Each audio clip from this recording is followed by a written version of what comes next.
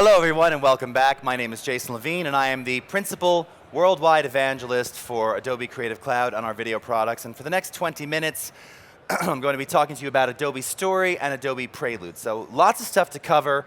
Got to get us back on time here, so let's get to it. Also, you'll notice that on the backs of your seats here, we have some QR codes. If you've got a QR code scanner with your phone, just go ahead and scan that. You'll be entered to win a one-year membership of Adobe Creative Cloud. If you don't have a QR code scanner, just raise your hand. Our lovely assistants along the booth here can scan your badges. And we are in Vegas, so if you're feeling lucky, I would recommend doing that. Okay, so without further ado, let's get into it. Adobe Story is a screenwriting and script writing application. It is one of the many services that is part of your Creative Cloud membership. So when you go into creative.adobe.com, this is actually where you access Story. Now, if you are not currently a Creative Cloud member, you will have access to Adobe Story free. This is purely a screenwriting, script writing tool. That's all you can do with it. But as a full paid member, you are entitled to leverage Adobe Story Plus, which introduces not only script writing, but also collaboration and scheduling and reporting. And if you're using any of the popular apps, whether it's Final Draft or Movie Magic, to do those things, by the way, we can import Final Draft directly into Adobe Story. We can import Microsoft Word docs. We can import a number of different formats. It kind of replaces using multiple ones, and unlike all of those, as you'll see momentarily, I'm going to show you how this will allow you to literally tie your script information turned into metadata right to your clips, and leveraging Prelude and this new app called Prelude Live Logger, even more so, even faster, get log and metadata right into your clips as they're being ingested, okay? So very exciting, very cool, very efficient, and again, it's a nice segue if you're currently using other solutions, you can still work with them in tandem. So when you start Adobe Story, you log in, this is the first thing that you're going to see, and you can see the various scripts and schedules and reports that I've created this week. So a quick overview here. I'm not going to show you how to write scripts, you all know that.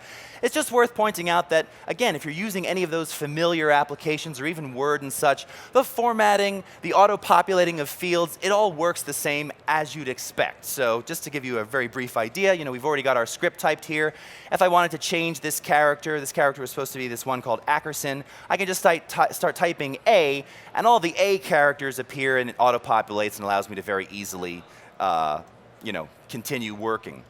Now, you'll notice a lot of visual cues inside of Adobe Story. For instance, in our outline here, we can click on Scene 1. You get a nice overview of Scene 1. You'll see that we have lots of color coding here to indicate the various characters in the scene.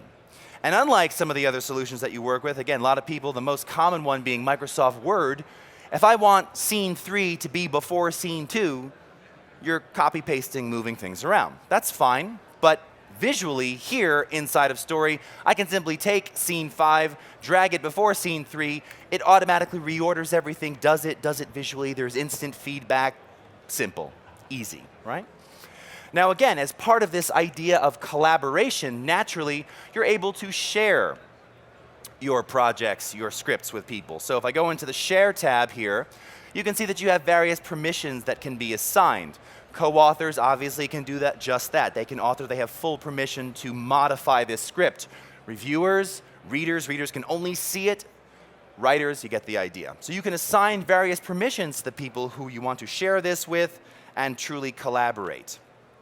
Now, when we come back here, naturally, if you're collaborating with people, surely you want to be able to see what changes have been made. So we have the history panel, which will tell you who has logged in, what version they're working on, and what kinds of changes have been made. And you can see I haven't done a lot of changes to this, but this kind of gives you the idea. So every time a change is actually made, we're logging and creating another version of it here. So you can always go back to the original. Other thing to mention, what if you're not online, but you want to work on your story script offline? So you won't find it in the Apps panel of the Creative Cloud desktop just yet. You will actually find a downloadable offline version of Story here inside the File menu. So this actually allows you to install a desktop version of Story. You can write. Then when you get back online, it can synchronize back to the cloud. And again, any changes that you've made or any other changes that people have made, you'll see. You'll be able to, it'll indicate what's been done. Very nice. An online and an offline workflow here. A couple of other cool panels to point out before we get into scheduling. Things like the Scene Properties panel. So again, at every level, you can really dive down into this script, whether you're trying to see if you've got like a multi-location scene, right? This will tell you in this particular scene, the various sets, the various characters that are involved, interior, exterior, etc. You can add additional sets to this. We can start to drive down various characters, various extras. We've got the tag panel. So again, if parts of your script include certain elements that might be appropriate for product placement and other things, and you want to tag them as such, you'll notice here, and you can of course customize these, but since I mentioned product placement, somewhere right in here, or maybe not in this particular script, well, we could go ahead and add that, so you get the idea. Quick tagging, easy tagging, and all of this, I want to keep emphasizing, is metadata which we're going to be able to move directly into our clips. Right? We're going to be able to tie this script information right to the clips that we'll be editing. Now, once we've got all this together, we've got the script, we're ready to shoot, naturally, the next step, of course, is to create the schedule. And all of this can be done in Adobe Story Plus. So let's go ahead and choose my script here. We're going to make a new schedule, and we'll call this NAB Day 3. Use start of day breaks and create. Which script is it? This one. What scenes? We're just going to choose all of them here. OK. It creates the schedule. And now, you've got all different kinds of ways that you can sort. So if I wanted to sort by, let's say, interior, exterior, we can do that. You can change timings. You can see all the various information that's indicated here. Obviously, the expected durations, the page numbers, who's involved in the scene, the synopsis, the act. Again, you can add additional custom fields here. And directly from here is where you can also generate your reports. So you've got your script, you've got your schedule. Now I want to create the shooting schedule for my actors. Well, all of this can be done here. And you can see you've got lots of different schedules that can be created. Let's go ahead and generate this. All scenes comes up with the name. Generate, give it a second. Generates that right from our schedule there. Now we've got our info that we can send off to our actors. Okay? Robust application, compatible with the other ones that you're already working with. And as mentioned, when you're ready to actually export this, you'll even notice that we give you the freedom to export into our competitors' formats. Why? Because we're just trying to give you an additional tool to make your life easier. But we do things that they don't. And if you export it as an ASTX, the Adobe Story Exchange file, this is where, again, you're going to be able to take all of this as metadata and put all this information into your media and be able to search on that media inside of Premiere Pro. And if we use our speech-to-text engine, you'll be able to literally, if you've got dialogue against the text in your script, find where that word is spoken and edit against the script. But you can also find, hey, in what scene, I'm looking for the product placement where we mentioned Coca-Cola. You can search on that and find it. Everything that's in here can be tied to your clips, okay? So now we've done all of that. So now we're ready to shoot. Let's do that. So when we're shooting, when we're on set, we obviously want to be able to log what's happening, right? So if we can switch over to my iPad, please. Now today, in 2014, one of the most common methods still for logging on set is pen and paper. Can we move over to the iPad, please? There's also, a lot of people are typing into Microsoft Word or what have you. And this is a fine workflow. Obviously, it served us well all this time. But unfortunately, how do you get all those log notes into your clips? Well, you're sort of copying and pasting stuff around, right? And there's other ways you can do it, but it's not exactly accurate. It's not exactly time code accurate. So really, we developed Prelude Live Logger, which is a free app available to you on the App Store, to be able to log in real time, create templates with tags that would be common to you, that you'd like to be able to search on, and then instantly, as your person is waiting to ingest and cut your media together, take all that metadata, marry it to your clips. I'm going to show you that now. So how does this work? Well, again, imagine this is pen and paper, except we're doing it on an iPad. And we have two basic views, the template and the log view. The templates are very simple, very easy to create. We don't have time to create them. I've built a few here for you. You've got some defaults. This will kind of give you an idea of how it works. This one is called Good and Bad. It's got two basic tags and a commenting field. So I'm going to give it my name, my location, We'll confirm this. You'll notice the little plus button here. So if you guys were logging, you were taking notes on me right now. I'm being filmed as we speak, and the guy back there is taking notes with Prelude Live Logger, and at the plus sign at 9:50:27, he comments and said, Jace is cool. He thinks that because he's a friend, and he says good. And then moments later, he makes another comment, joke falls silent, as it did. So there you go, bad. And you get the idea. And as many tags as you want to add here, you can customize and make those to kind of show you and give you an idea. Here's one that I did. I've been producing a children's music show for some time now, still on the cutting room floor, I might add. And the show is all based around live music performance. So the kinds of tags that I'm going to leverage when I'm rough cutting are, is it music that we're watching in this clip? Is it dialogue? It's a show, so there's the intro. Hi, Jim, how are you? What are we doing today? There's banter. There's solos, because I want to put together little highlight reels of the guitar solos or of the singing. So all of these tags represent those criteria that I want to log on set. So, the show begins. Take type, what is it? Oh, there was a false start. Okay, all right, let's just keep rolling on the same take. Okay, here we go. Boom. All right, this one's good. Do we know it's complete? We can add that later. For now, we'll just put that in there. What is the content? Well, so far, it's just the intro. They're speaking. I don't even have to type anything at this moment. I've got all the tags I need. Okay, here we go. What's the content? Now it's music. What parts are being played? They're going into a verse. Okay, and then moments later, now we're in the chorus, followed by the solo. Okay, and maybe there's some banter here. Again, this is music, all right, etc., etc.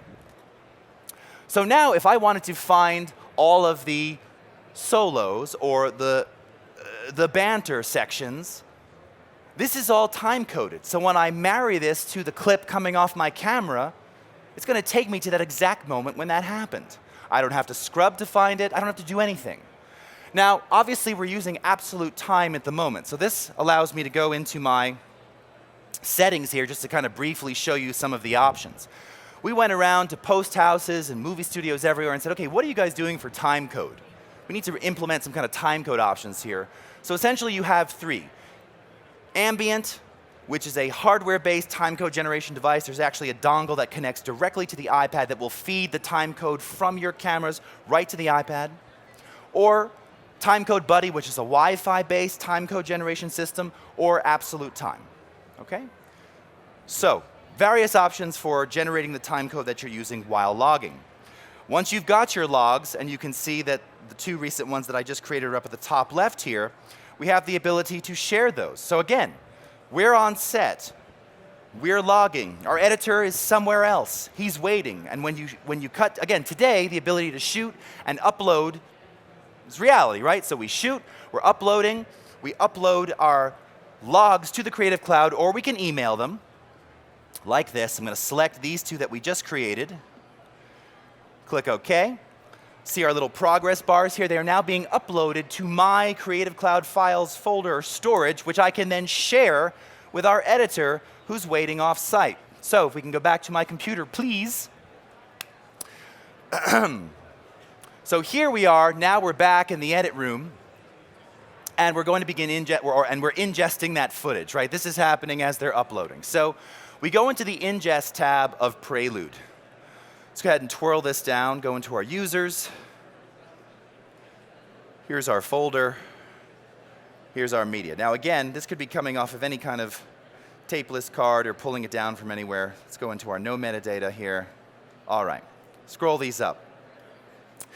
Now, one of the nice things about Prelude is you can see here that if we're reading this media off of a drive or, again, a CF card or any kind of external drive, we've got hover scrubbing, so we can very quickly see, without doing anything, what's inside the clips. If we're looking to ingest everything, we can simply select them. But what if I just need to ingest this part of the jump right here? And you can imagine, if we're shooting this in 6K, even though this is a 15-second clip, do we want to ingest 15 seconds of 6K if we're only really using 3? No, right? I mean, 6K is massive media, and it's only going to get worse, right? It's only getting worse. They're getting bigger. Files are getting bigger. So the desire to ingest everything kind of goes away, really. So we need partial ingest. Well, that's what Prelude allows you to do. So I can click inside, use my standard JKL keys, and I just kind of need the jump, the approach right here. So I'm going to set I for in, O for out, and now I have my range that I can ingest. And to do that, of course, now I'm going to transcode this. Now, when you do a partial ingest, that implies you will transcode. I should mention, for those of you that don't know, don't forget that Premiere Pro, Prelude, After Effects, all of our applications run natively. You never have to transcode. Let me rephrase that. Whether you're shooting Dragon 6K or ARRI Alexa or working with DNX HD or ProRes files, all these file types, all the flavors of MXF are native.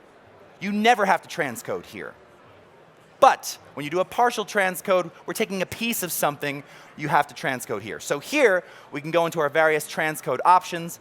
You can see a lot of the various flavors that we have. And again, DNX HD, MXF OP1A. This is the DNX HD from Avid. We worked with Avid to get this for you. This is not the QuickTime wrapped DNX that you can get for free. And just to give you an idea here, shows you all the various presets, all the same ones that you'll see in Avid are all right here. Again, if you wanted to go into something like ProRes, you could go into your QuickTime and choose ProRes or any of the other flavors of QuickTime that you would like to work to, or again, any other versions or variations of formats and codecs that we have available, and any other ones that you have installed. Custom file metadata, custom file renaming, all this is available to you. We ingest the clips, we go into Prelude, and now we have our content. So now, I want to take those logs that our on-set person was doing. They were logging this clip right here of all these jumps. So how do I merge all that data, time-coded, to this clip? Well, here's the amazing thing. We have a panel here called Unassociated Metadata, and we have this function to download from Creative Cloud. So I'm going to log in. This is going to tie me directly to my Creative Cloud account. And if we just go to the browser here for a minute, notice in my download center all of my folders that you see here. Oh, did it log me? Oh, sorry, I'm in the download center. My folders, here they are, okay? 8 folders here, 8 folders here. Notice there's one called Live Logger. And this is where all the log files that I've been creating, including the good and bad and the JPM live performance that we just did, they're there. So now I can pull those logs in directly. Now remember, I told you you can also email those. So perhaps I emailed it to the client. He's not pulling them in from Creative Cloud. He's simply going to import them from local. So he saved it off to his desktop somewhere. Let's go ahead and grab that log file like this. Footage, live logged, XMP. And here we have all of those time-coded comments. I can select those, and I can choose now to apply them either at the marker start time or the current player position. If you do marker start time, that implies that you actually use generated time code, ambient or Wi-Fi or time code buddy. In our case, I logged this. I wasn't there when they were shooting this, so this was done literally watching the clip. So I want to place these at the current player position, but it's still incorrect time. So I choose that. I choose to apply these markers to the open clip, and now you can actually see that metadata and those markers in the timeline on my clips. So we can start playing this back. Here's a scene. I can see shaky start, but it looks cool. All right, oh, here's a good jump scene. Let's kind of shuttle to that. There's the jump. Here's another one, getting air. Can you see what's happening here? And if you use these tags, what if I wanted to put together a highlight of everything that was good, or everything that was tagged air, or everything that was tagged snow? You're not looking for footage. And if you use timecode, you can apply these tags to multiple clips all at one time. And all those tags will be in the proper place, in the proper order, because the timecode is unique. So you have incredible flexibility here. And additionally, this will be the last thing I show you before I hand it off to my esteemed colleague, Mr. Richard Harrington, who's going to show you some amazing things in Photoshop for video. We also have the Adobe Story panel here. So just like you saw moments ago, not only can I access my Prelude Live Logger tag metadata for my clips, but I also have Story from the Creative Cloud built directly into Prelude. So if I had clips with dialogue, here's the script that we were just working on, I can literally take this, drag this script onto my clips, and then I can use our speech-to-text functionality to transcribe this dialogue in the clip against the spoken words in the text. it becomes time-coded. So if I wanted to find the place where I said, whoa, look at that jump, I can type in whoa in Premiere, it finds that moment, and now I'm actually cutting against the script rather than scrubbing through hours and hours of footage. Friends, there's so much more I can show you here in Prelude, including the ability to create custom tag panels. If you don't want to use the live logger, we even have the ability now in this next version coming to simply create tag panels right inside the app and add these tags as you're reviewing footage. You also have the ability to do timeline trimming and exporting both rough cuts, media itself, and the project. And not only can you do this, obviously, within Creative Cloud and through Premiere Pro, you can even create a project that you can send directly to Final Cut via XML. And why would I tell you that? Because once again, all our applications now allow in and out via XML and AAF. These are tools to make your job easier. And if you're a Creative Cloud member, you will begin to see how all of this stuff integrates together. But we're open, man. We just want to share the love. So that's what I want you to take away today. Thank you ever so much. We'll see you next time. Stick around for Rich Harrington coming up right now. All right, thank you.